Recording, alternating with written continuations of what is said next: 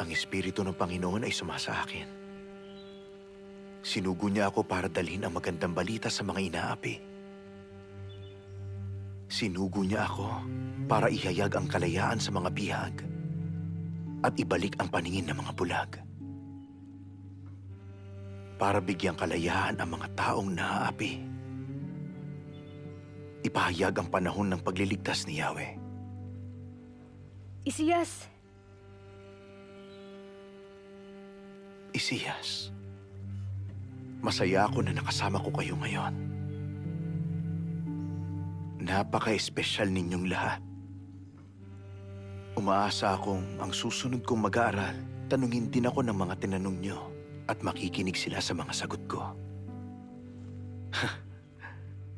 Pero mukhang hindi nila yun maiintindihan, di tulad nyo.